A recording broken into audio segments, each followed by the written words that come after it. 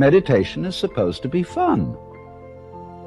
It's not something you do as a grim duty. The trouble with religion, as we know it, is that it is so mixed up with grim duties. We do it because it's good for you. It's a kind of self-punishment. Well, meditation, when correctly done, has nothing to do with all that. It's a kind of digging the present. It's a kind of grooving with the eternal now. And brings us into a state of peace where we can understand that the point of life, the place where it's at, is simply here and now.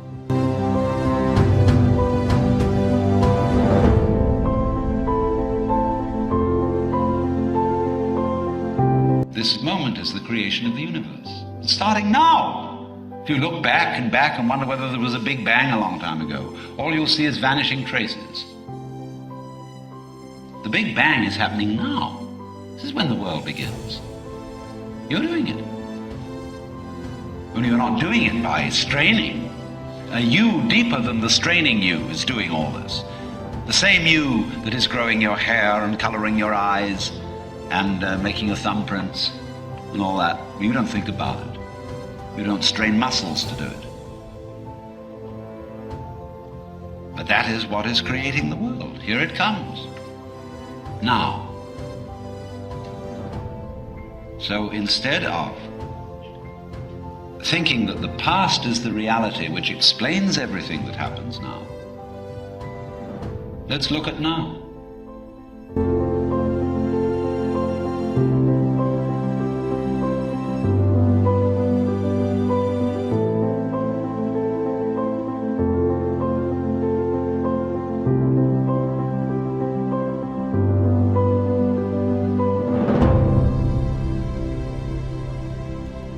On the Fringe with Dan RadioStyle. Hope everybody out there's having themselves a great day. We are doing the Law of One series, and something that's very near and dear to my heart, certainly something I love and I think is important in the big picture.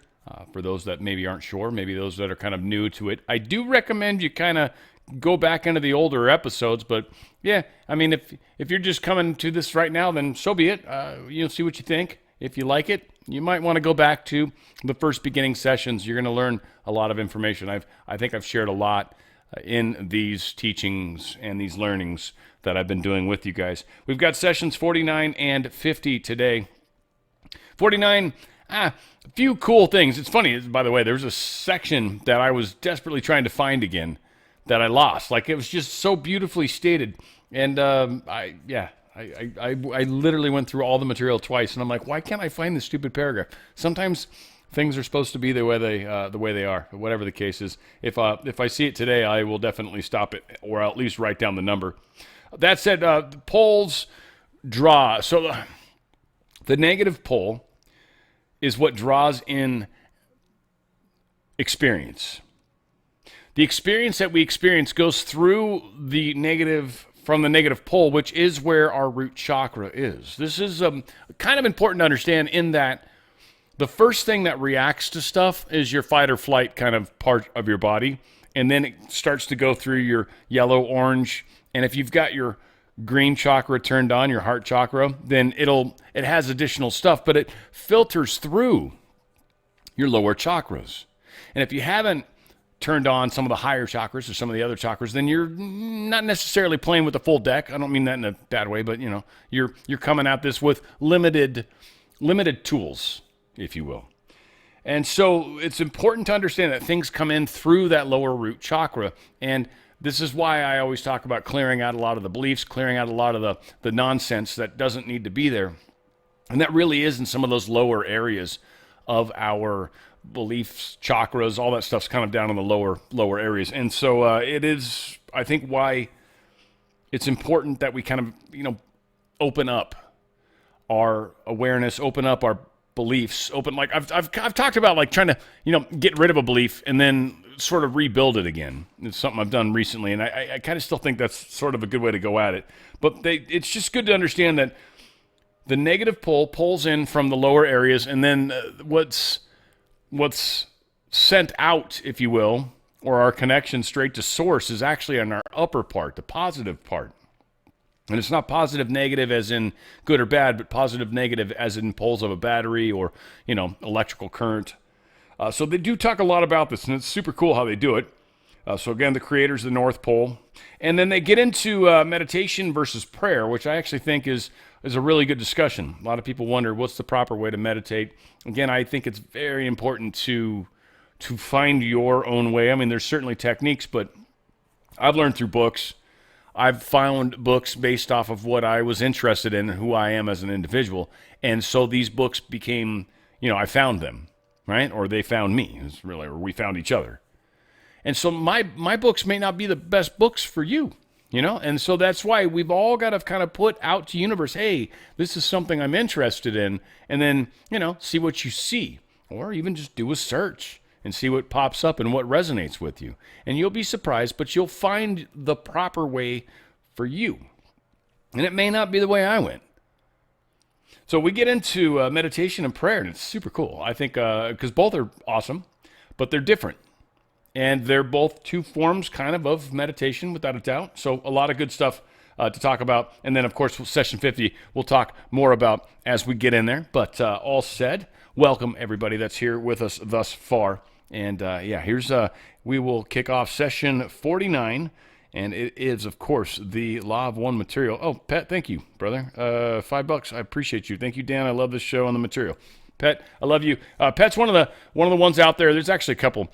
Sheila too. Some of my super advanced studiers. They get ahead. They're like always reading ahead. They're awesome. There might be some others of you. I'm not trying to besmirch anybody out there by any chance, but it's I appreciate you guys. Thank you for being here. And again, thank a lot of you guys. Jude, A-Score, Ruwalt, Patriots, Daryl, September, Tattoo Tammy. Sheila, of course, I talked about. Pet, I think. You got a question. I know we'll get to that here in a little while. All that said, I think that's pretty much everyone in a nutshell. All said, here is session 49, Ra on the Fringe. The Law of One, session 49, recorded April 27th, 1981.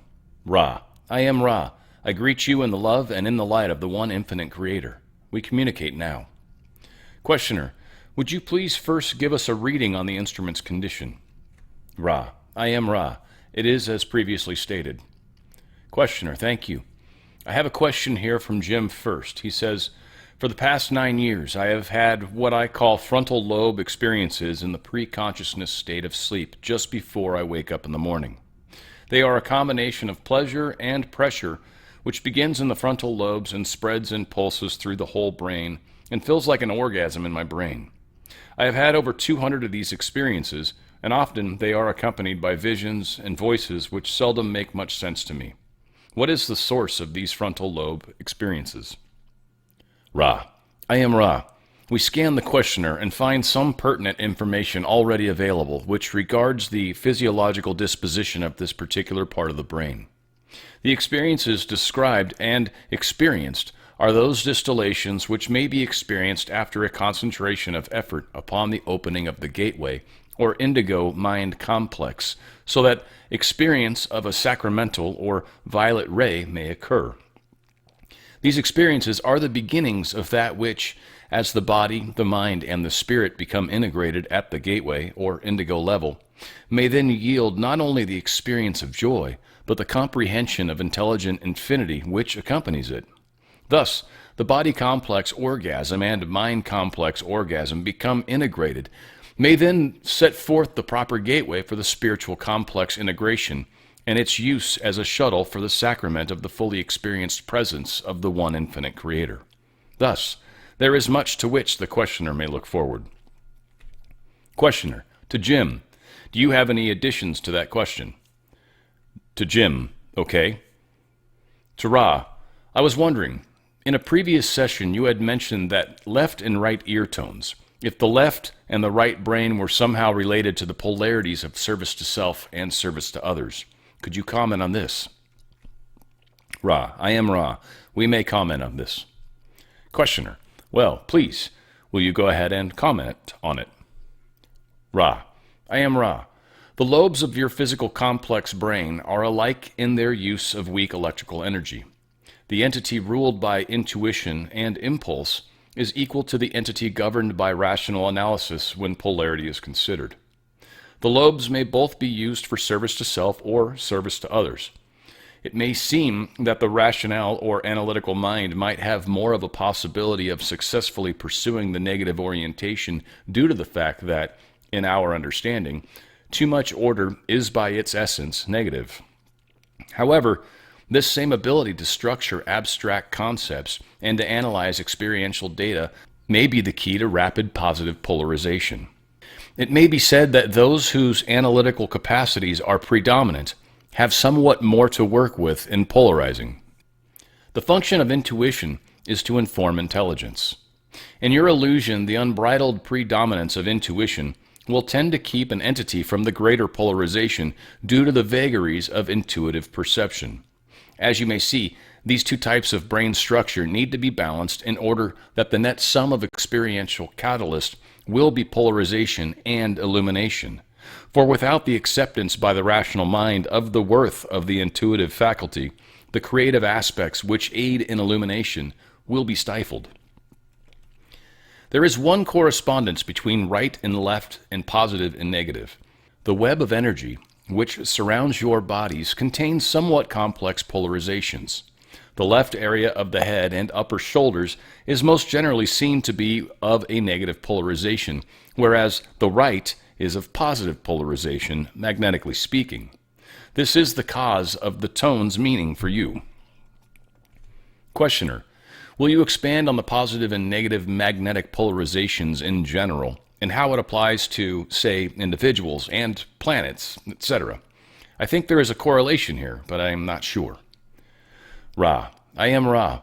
It is correct that there is a correlation between the energy field of an entity of your nature and planetary bodies. For all material is constructed by means of the dynamic tensions of the magnetic field. The lines of force in both cases may be seen to be much like the interweaving spirals of the braided hair. Thus, positive and negative wind and interweave, forming geometric relationships in the energy fields of both persons, as you would call a mind-body-spirit complex, and planets. The negative pole is the south pole or the lower pole.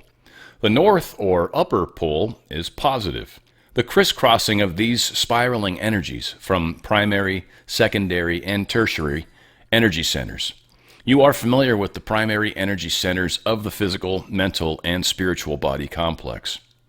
Secondary points of the crisscrossing of positive and negative center orientation revolve about the several of your centers.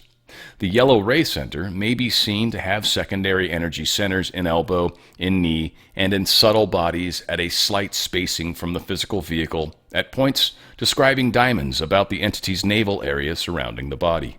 One may examine each of the energy centers for such secondary centers. Some of your peoples work with these energy centers, and you call this acupuncture. However, it is to be noted that there are most often anomalies in the placement of the energy centers, so that the scientific precision of this practice is brought into question. Like most scientific attempts at precision, it fails to take into account the unique qualities of each creation. The most important concept to grasp about the energy field is that the lower or negative pole will draw the universal energies into itself from the cosmos. Therefore, it will move upward to be met and reacted to by the positive spiraling energies moving downward from within. The measure of an entity's level of ray activity is the locus wherein the South Pole outer energy has been met by the inner spiraling positive energy. As an entity grows more polarized, this locus will move upwards. This phenomenon has been called by your peoples the Kundalini. However, it may be better be thought of as the meeting place of cosmic and inner, shall we say, vibratory understanding. The attempt to raise the locus of this meeting without realizing the metaphysical principles of magnetism upon which this depends is to invite great imbalance. Questioner: what process would be the recommended process for correctly awakening, as they say, the Kundalini, and of what value would that be? Ra: I am Ra.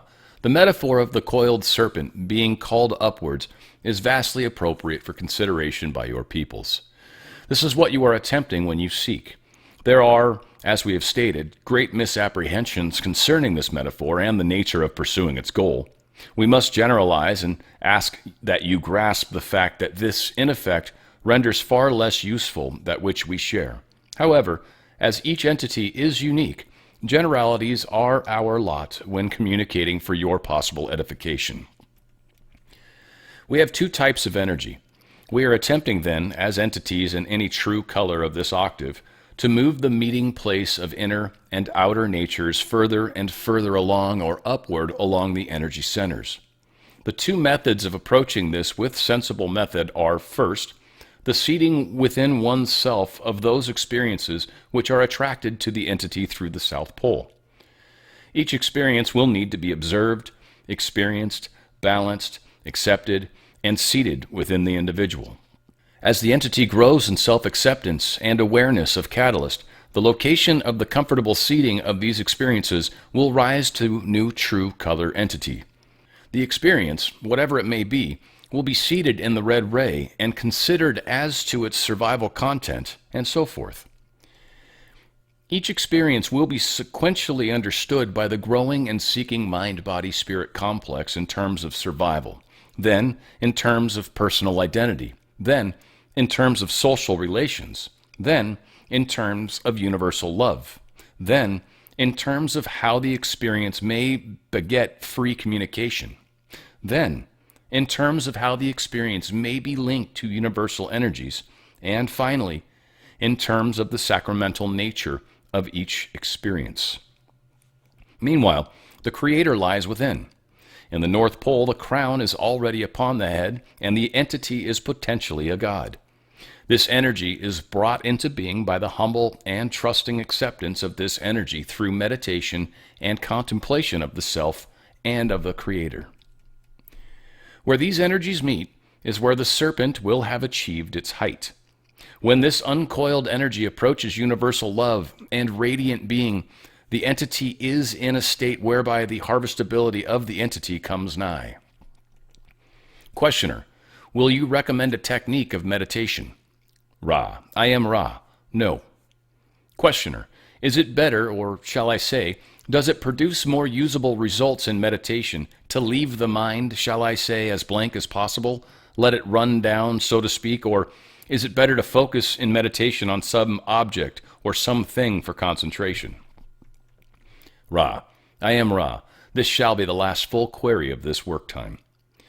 Each of the two types of meditation is useful for a particular reason. The passive meditation involving the clearing of the mind, the emptying of the mental jumble which is characteristic of mind-complex activity among your peoples, is efficacious for those whose goal is to achieve an inner silence as a base from which to listen to the Creator. This is a useful and helpful tool, and is by far most generally a useful type of meditation as opposed to contemplation or prayer. The type of meditation which may be called visualization has at its goal not that which is contained in the meditation itself. Visualization is the tool of the adept. Those who learn to hold visual images in mind are developing an inner concentrative power that can transcend boredom and discomfort. When this ability has become crystallized in an adept, the adept may then do polarizing in consciousness without external action, which can affect the planetary consciousness. This is the reason for existence of the so-called white magician. Only those wishing to pursue the conscious raising of planetary vibration will find visualization to be a particularly satisfying type of meditation. Contemplation, or the consideration in a meditative state of an inspiring image or text, is extremely useful also among your peoples, and the faculty of will called praying is also of potentially helpful nature. Whether it is indeed a helpful activity depends quite totally upon the intentions and objects of the one who prays. May we ask if there are any brief queries at this time?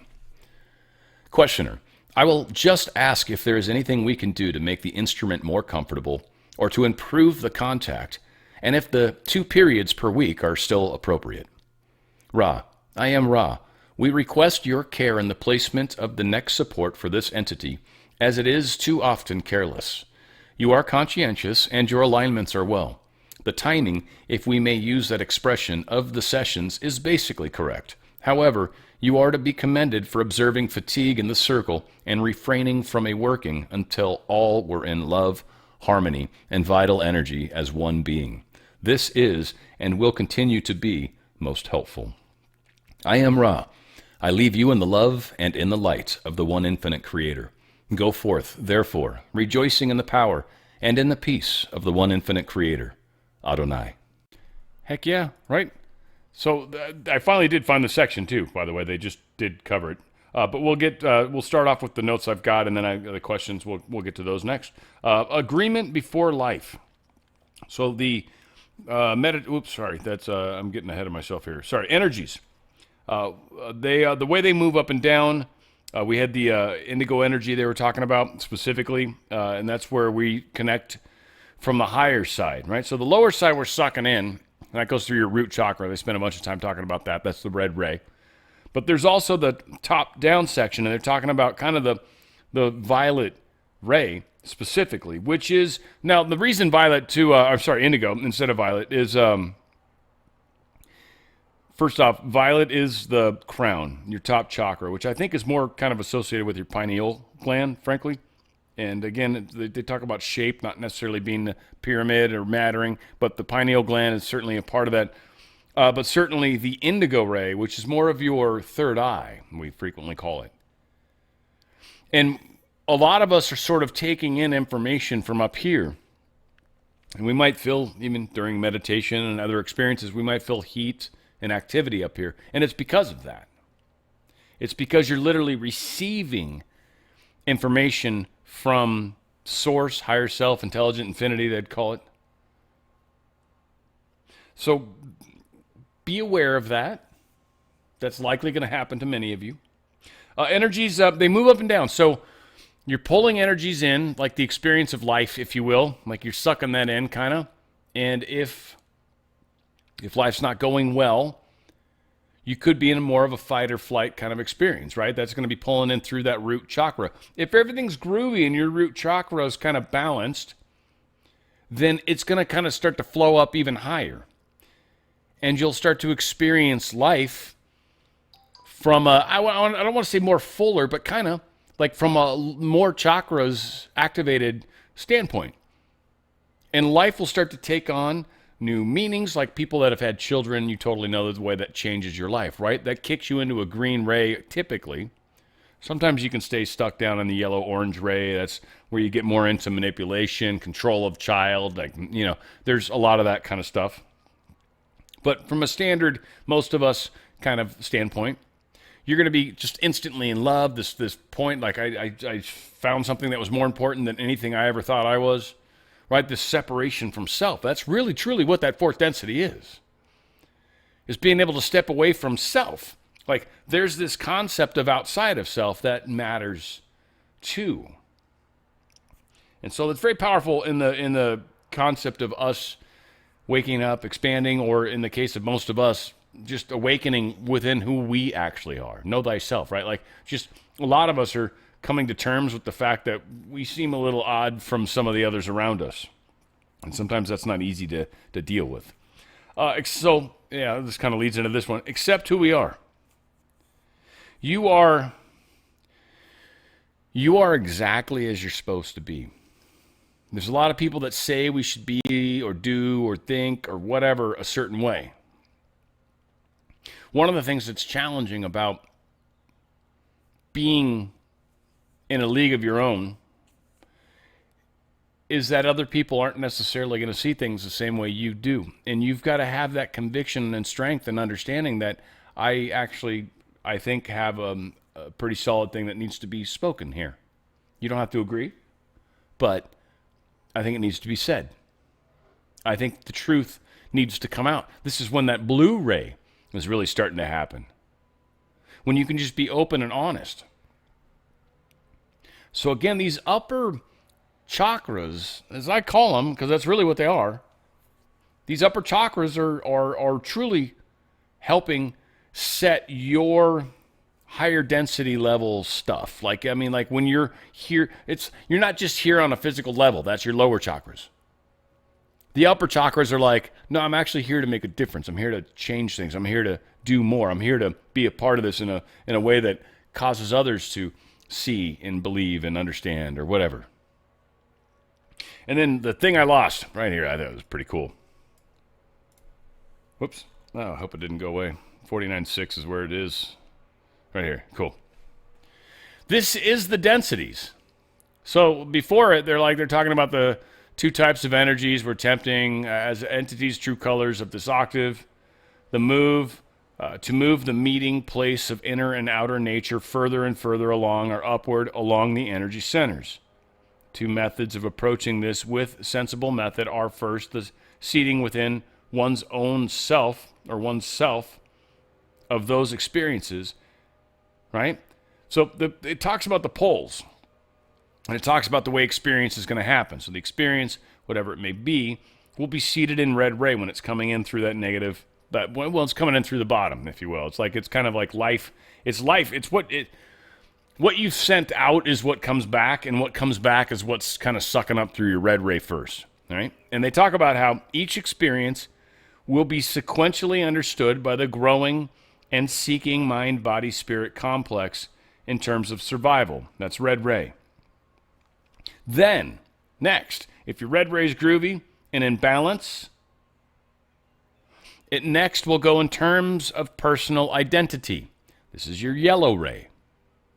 If that's in balance, then in your terms of social relations, that's your orange ray. Again, power over others versus power in general. A lot of times we experience power through, if we're not service to self, we'll experience it like, in technology, like a fast car or something weird like that.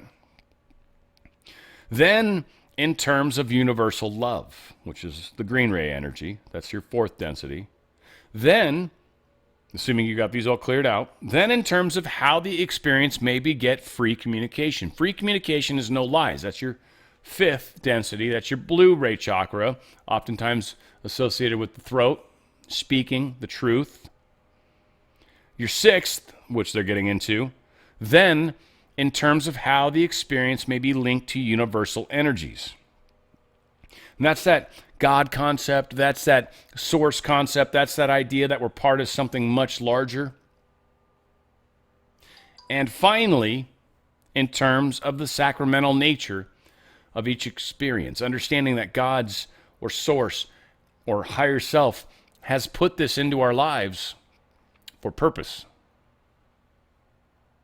When you understand those 7 layers, those 7 densities, and you've got them kind of all dialed in and sweet, well then there's no concerns, there's no problems. Everything's going to be, seriously, everything's going to be groovy. You'll be surprised what you'll notice in your life. But if any of these areas are not synced up, it kind of gets blocked at those points. And it'll diffuse out, and it'll create sickness, it'll create odd experiences in life. It'll create a number of things. And they'll be in relation to the chakra itself and what it represents.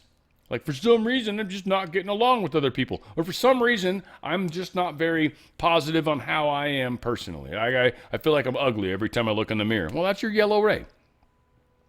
Or, I don't know, everybody's not being cool to me. Well, that's more your orange ray.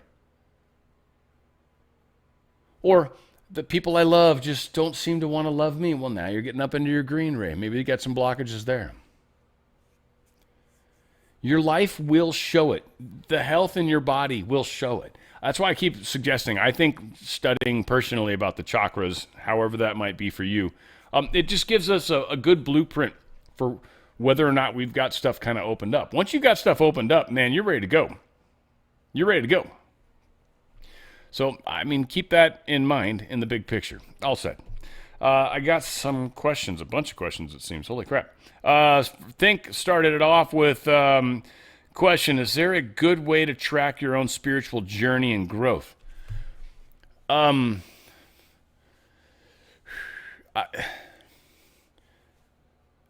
assuming you mean kind of speed maybe, but I'm going to say that If nothing seems to be happening in your life and your life seems kind of boring, you're probably not pushing hard enough. If your life seems overwhelming, you're probably going as fast as you possibly can. And then there's variance in between there. But that would be my best guess on it. Best guess on it. There's not, like, because trying to compare your journey or look at it as like whether it's good or bad or anything like that, you're kind of starting to already drift in the wrong direction, if you will. Your journey's perfect. It's whether or not you're maximizing every moment of catalyst. Are you actually going, oh, this happened for a reason, why did it happen, figure that out, and then be like, oh, cool, I've internalized that. And you'll start to notice your life starts to get lighter, easier. Money will start flowing your way, maybe easier. Like, I don't know, whatever the thing is. Like, your life will just literally start to sort of get this sense of peace.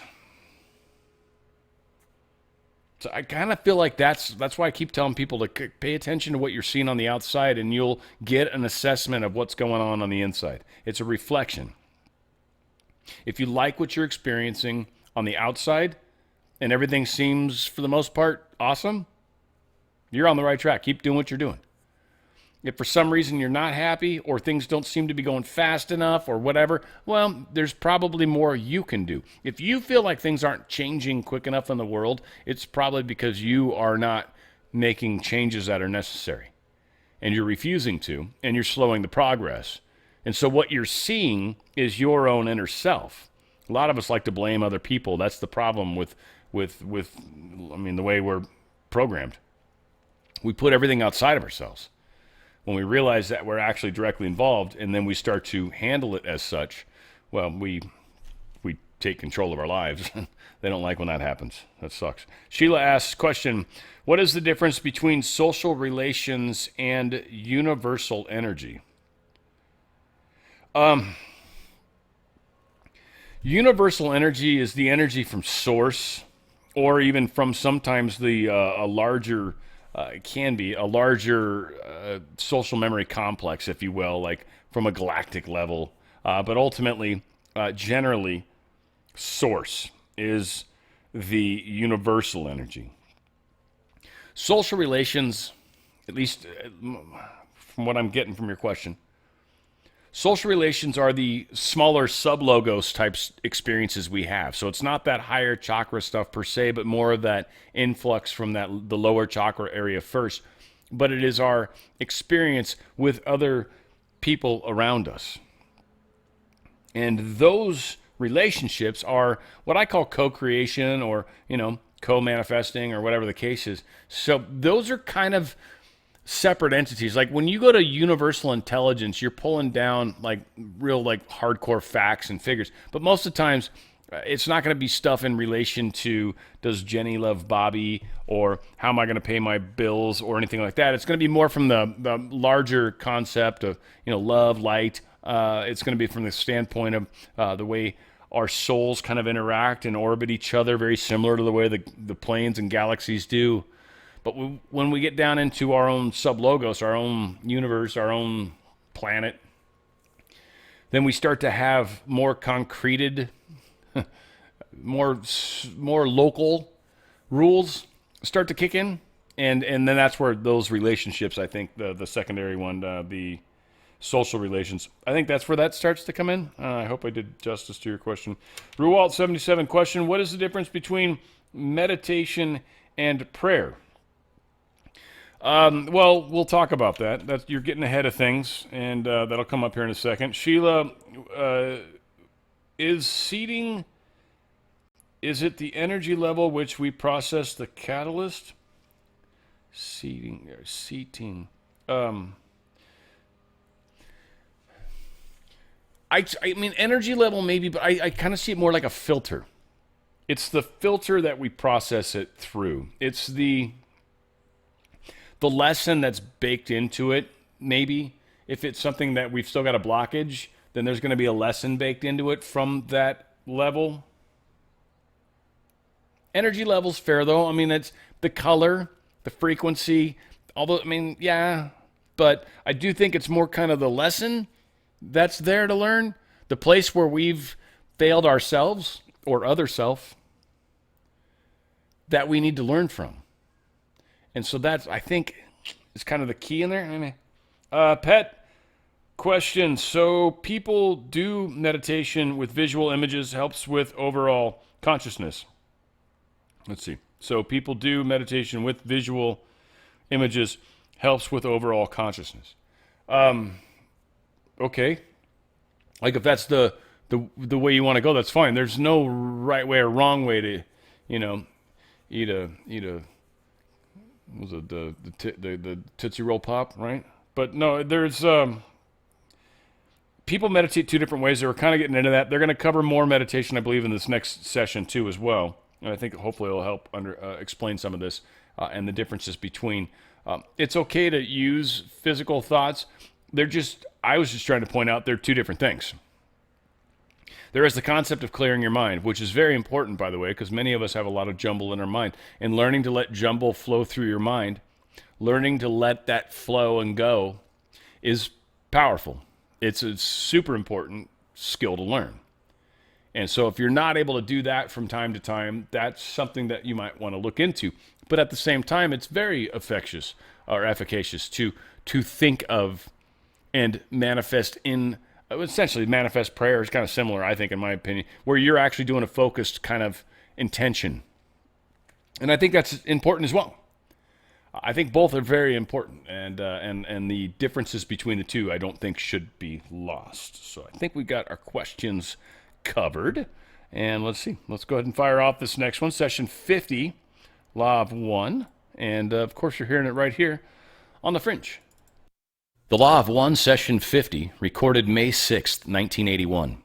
Ra, I am Ra. I greet you in the love and in the light of the one infinite creator. We communicate now. Questioner, could you please give me an indication of this instrument's condition now? Ra, I am Ra. It is as previously stated. Questioner, in the last session, you made the statement that experiences are attracted to the entity through the South Pole. Could you expand on that and give us a definition of what you mean? Ra, I am Ra. It takes some consideration to accomplish the proper perspective for grasping the sense of the above information. The South, or negative pole, is one which attracts. It pulls unto itself those things magnetized to it. So with the mind-body-spirit complex, the inflow of experience is of the South Pole influx. You may consider this a simplistic statement. The only specific part of this correctness is that the red ray, or foundation energy center, being the lowest or root energy center of the physical vehicle, will have the first opportunity to react to any experience. In this way only, you may see a physical locus of the South Pole being identified with the root energy center. In every facet of mind and body, the root, or foundation, will be given the opportunity to function first. What is this opportunity but survival? This is the root possibility of response and may be found to be characteristic of the basic functions of both mind and body. You will find this instinct the strongest, and once this is balanced, much is open to the seeker. The South Pole then ceases blocking the experiential data, and higher energy centers of mind and body become available of the opportunity to use the experience drawn to it. Questioner, why do you say the experience is drawn to or attracted to the entity? Ra, I am Ra. We say this due to our understanding that this is the nature of the phenomenon of experiential catalyst and its entry into the mind-body-spirit complex awareness. Questioner, could you give us an example of how an entity sets up a condition for attracting a particular experiential catalyst and how that catalyst then is provided or is learned? Ra, I am Ra. Such an example may be given. Questioner, will you give that? Ra, I am Ra. We pause to scan this instrument's consciousness for permission to use its experiential catalyst as example. We may proceed. This is one instance, and extrapolation may be made to other entities which are aware of the process of evolution. This entity chose, before incarnation, the means whereby catalyst had great probability of being obtained. This entity desired the process of expressing love and light without expecting any return. This instrument programmed also to endeavor to accomplish spiritual work and to comfort itself with companionship in the doing of this work. Agreements were made prior to incarnation, the first with the so-called parents and siblings of this entity. This provided the experiential catalyst for the situation of offering radiance of being without expectation of return. The second program involved agreements with several entities. These agreements provided and will provide, in your time-space and space-time continuum, opportunities for the experiential catalyst of work and comradeship. There are events which were part of a program for this entity only, in that they were possibility-probability vortices having to do with your societal culture. These events include the nature of the living or standard of living, the type of relationships entered into your legal framework, and the social climate during the incarnation. The incarnation was understood to be one which would take place at harvest. These givens, shall we say, apply to millions of your peoples, those aware of evolution and desirous in the very extreme of attaining the heart of love and the radiance which gives understanding. No matter what the lessons programmed, they have to do with the other selves, not with events. They have to do with giving, not receiving, for the lessons of love are in this nature both for positive and negative. Those negatively harvestable will be found at this time endeavoring to share their love of self. There are those whose lessons are more random due to their present inability to comprehend the nature and mechanism of the evolution of mind, body, and spirit. Of these, we may say that the process is guarded by those who never cease their watchful expectation of being of service. There is no entity without help, either through self-awareness of the unity of creation, or through guardians of the self, which protect the less sophisticated mind, body, spirit from any permanent separation from unity while the lesson of your density continues. Questioner: could you give an example of negative polarization sharing love of self? It would seem to me that that would deplete negative polarization. Could you expand on that concept? Ra: I am Ra. We may not use examples of known beings due to the infringement this would cause. Thus, we must be general. The negatively oriented being will be one who feels that it has found power that gives meaning to its existence precisely as the positive polarization does feel. This negative entity will strive to offer these understandings to other selves, most usually by the process of forming the elite, the disciples, and teaching the need and rightness of the enslavement of other selves for their own good. These other selves are conceived to be dependent upon the self and in need of the guidance and the wisdom of the self. Questioner: thank you.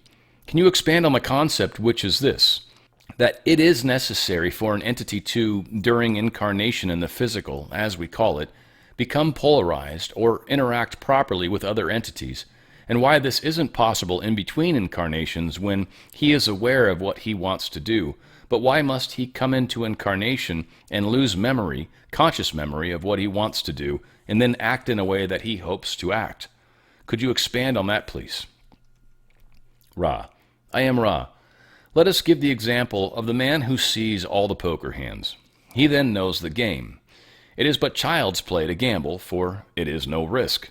The other hands are known. The possibilities are known, and the hand will be played correctly, but with no interest. In time, space, and in the true color green density, the hands of all are open to see. The thoughts, the feelings, the troubles, all these may be seen. There is no deception and no desire for deception.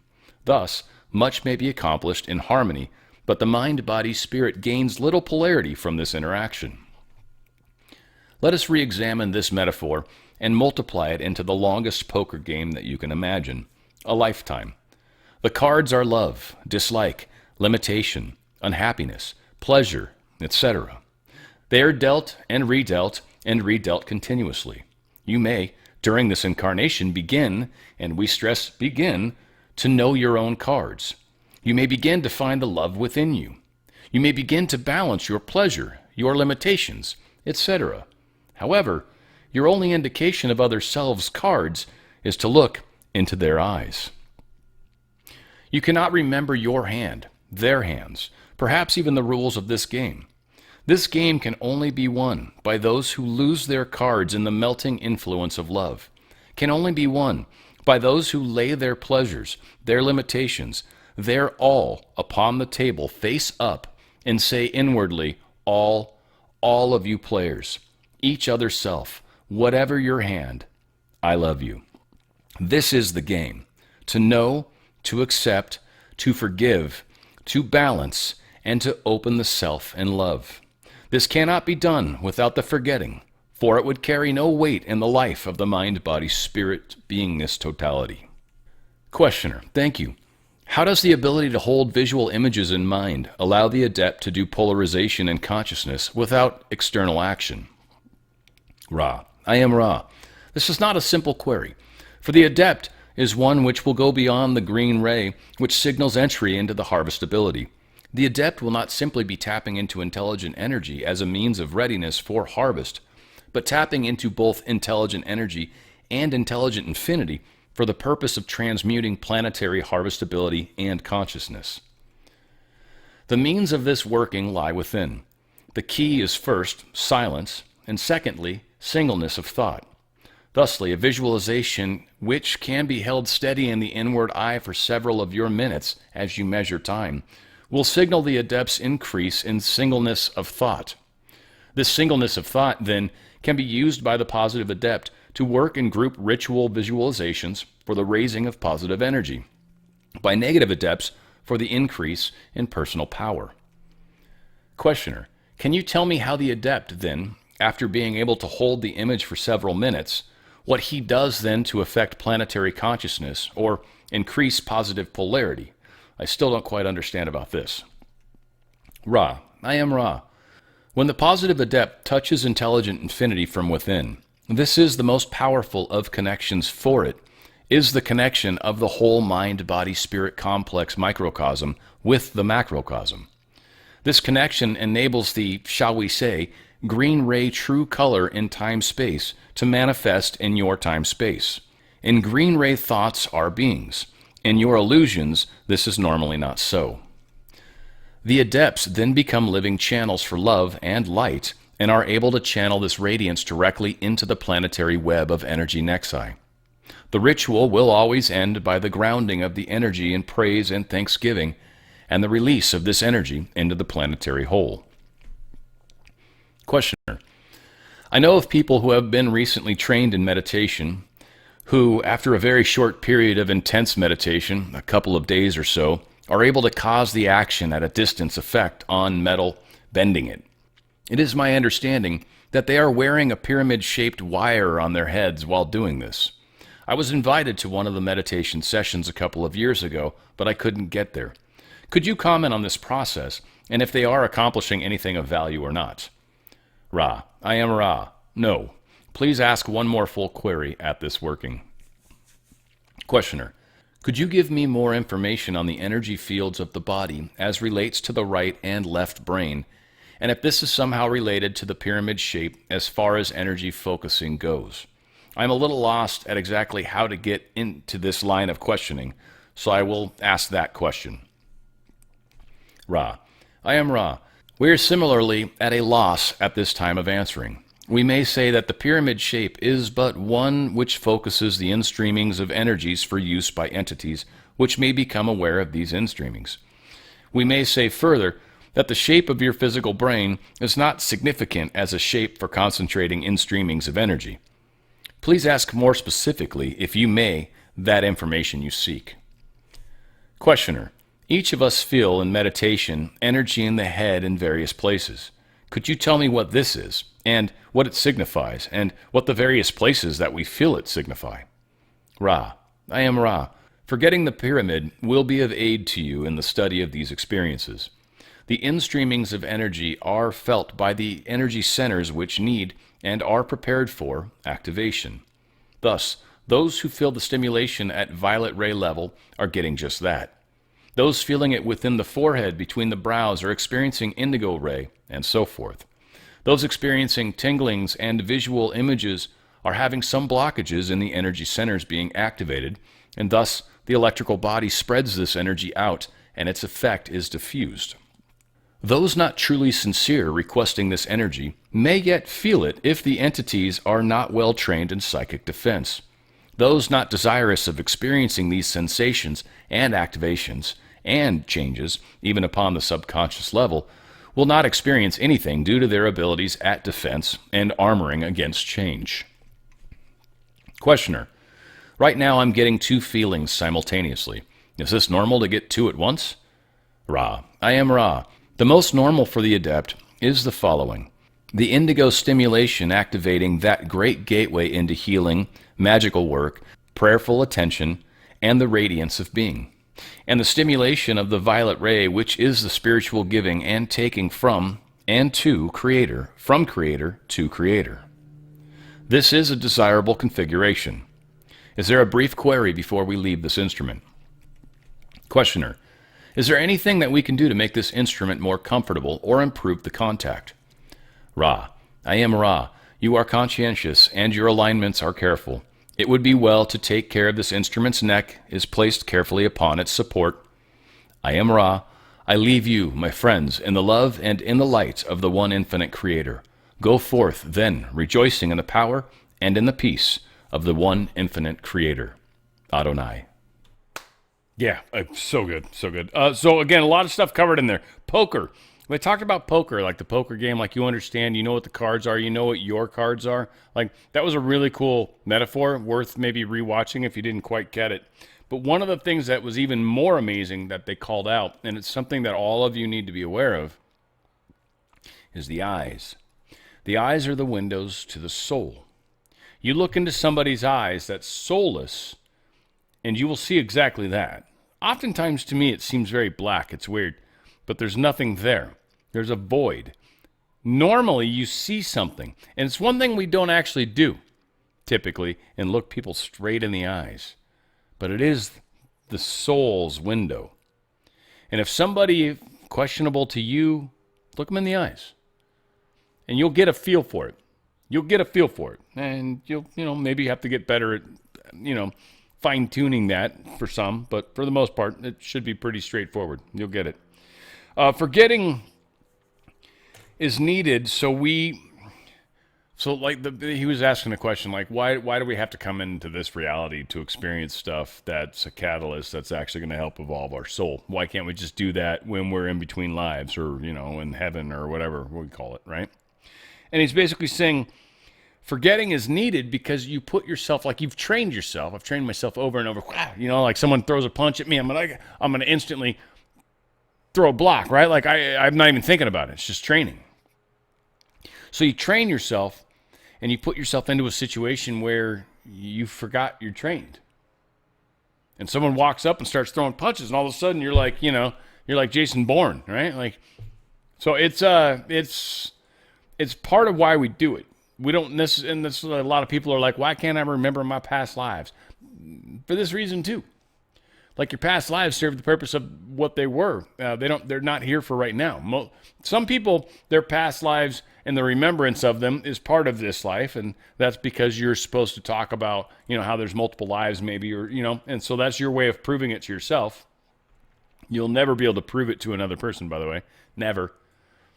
When he gets back into moving metal and bending metal or whatever, you can do some crazy stuff by yourself, maybe even in tiny groups, but doing it in front of everybody, well, you can mess with people's free will. If you suddenly start levitating and floating around everywhere you go, and I'm like, what the shit? Like, no, that creates a problem for me, doesn't it? I'm not saying, in reality, like if you saw you floating around, I'd be like, dude, that's so cool. Like, but a lot of people, that would break their whole world, right? They would melt down. Psychic defense is the other thing I wrote down, and I don't see any questions coming in, so you guys are running out of time, which is good. Again, this is a deep episode. There were the meditation stuff. Again, it's a deep episode, and I will answer that. What's the difference between meditation and prayer? Coming up next, if you guys didn't maybe get that answer. But psychic defense. One thing, there's a few things. All right, let's just talk about this. You as an individual, if you start spouting off to everybody all the things that you can and can't do, I'm a psychic, I'm a this, I channel, I do this, I'm a Reiki, I'm a this and that and everything. Be careful, because you put a target on yourself to be attacked. You don't have to announce all that shit. You can just be all those things and help people when the time's appropriate. You know, most of us are like, I just like want to help people. So it's not, you know, it's not the work, it's not the money. And again, it depends. Like I'm thinking of Tammy. I just used an example, and a good example, I hope. But I know she's a Reiki healer, but that's not necessarily what she does. What she does, she's tattoos. She does a lot of really cool stuff with that. Obviously helping ink people up, but also people that have lost breasts, and she helps tattoo reality into their new life where they've maybe had some help to get the breasts that have, you know, after the cancer, and they've removed them, right? Like, so they get new breasts and make them look real.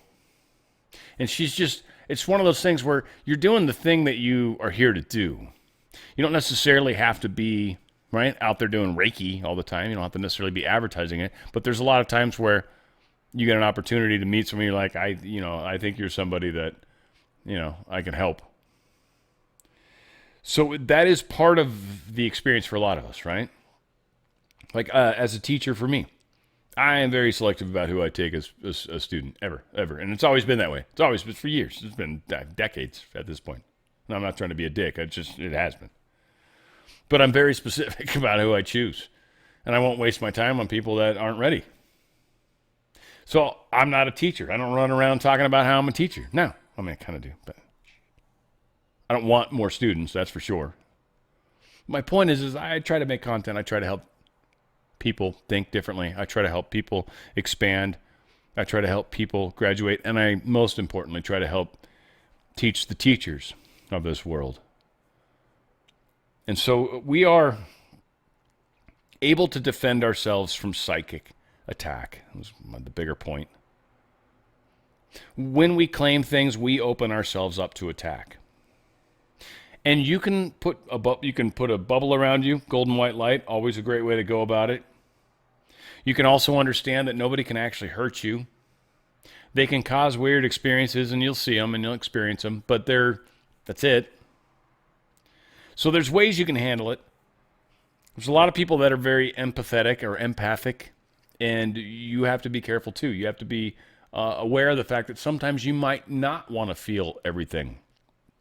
And so putting up blockers intentionally, I block myself. Intentionally say it. Do it. It's like, you know, many talk about, Ephesians 6:11, put on the armor of God, right? Like many, and it's not like I know just Bible verses. I just know that because it's on a t-shirt that's involved with me and the Trump assassination. But Ephesians 6:11, put on the armor of God, right? Like put on your shield if you need to.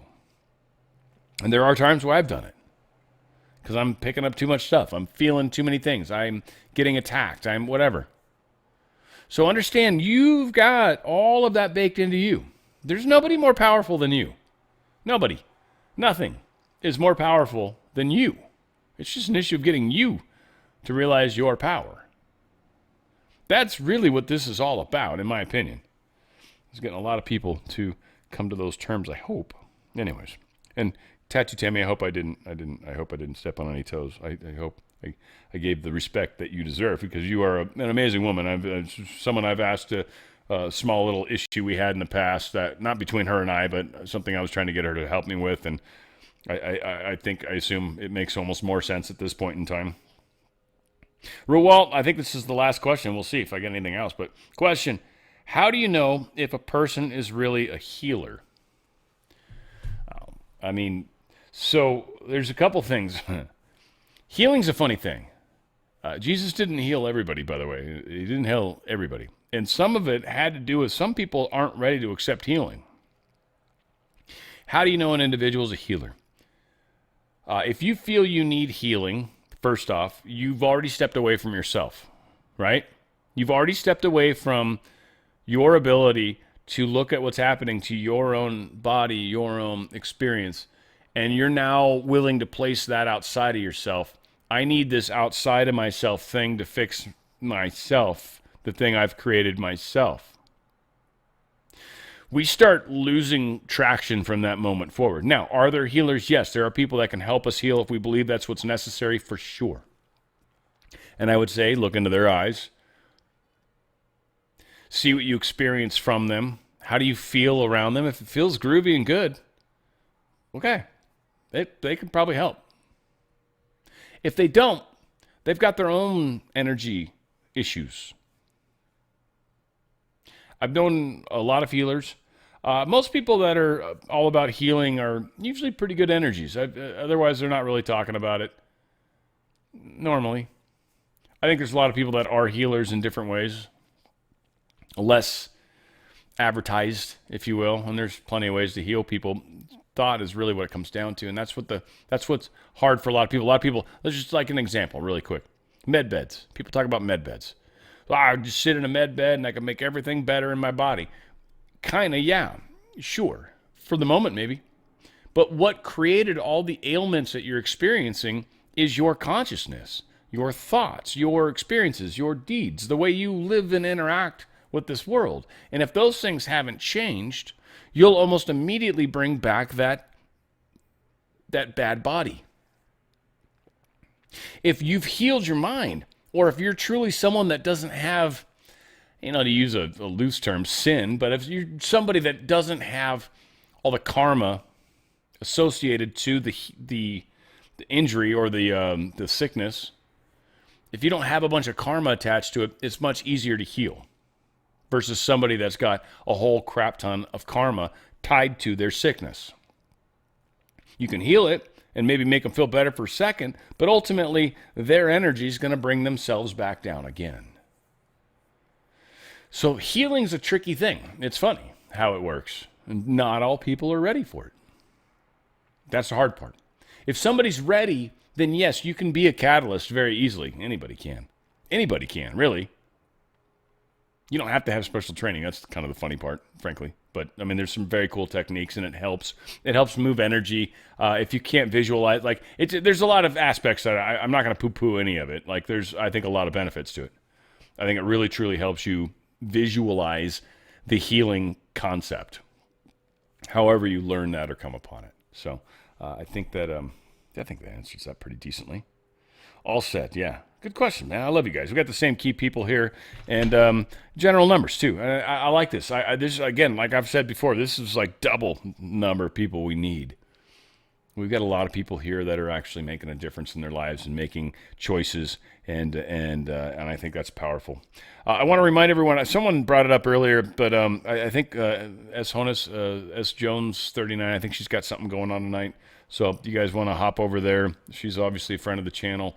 All those things said, I love you guys. I hope you are gaining from this. I hope you're seeing some things in your life that you didn't see before. Don't trust me as anybody that knows anything. I'm just sharing some information. Ultimately, it matters what you experience. It matters what you see, taste, do, touch, smell. Hopefully you didn't smell too much. All said, we are changing the world. And you guys are the teachers that are showing everybody else the way. And I appreciate you guys tremendously. We couldn't do this without you. I love you guys. We are going to follow out, of course, the way we always come in with our wonderful intro, outro, / both.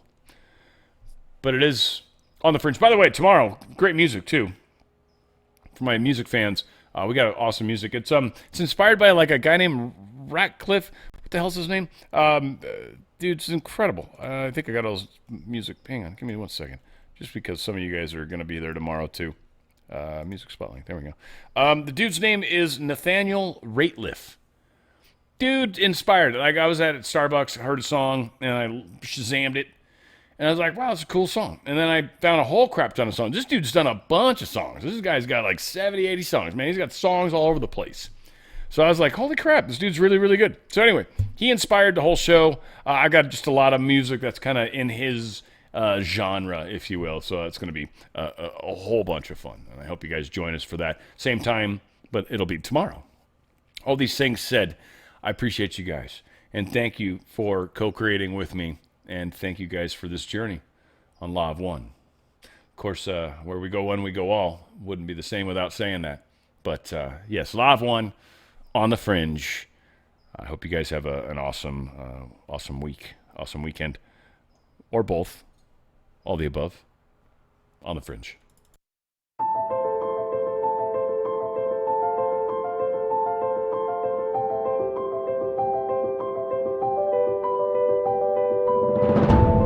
meditation is supposed to be fun. It's not something you do as a grim duty. The trouble with religion as we know it is that it is so mixed up with grim duties. We do it because it's good for you. It's a kind of self-punishment. Well, meditation, when correctly done, has nothing to do with all that. It's a kind of digging the present. It's a kind of grooving with the eternal now. And brings us into a state of peace where we can understand that the point of life, the place where it's at, is simply here and now.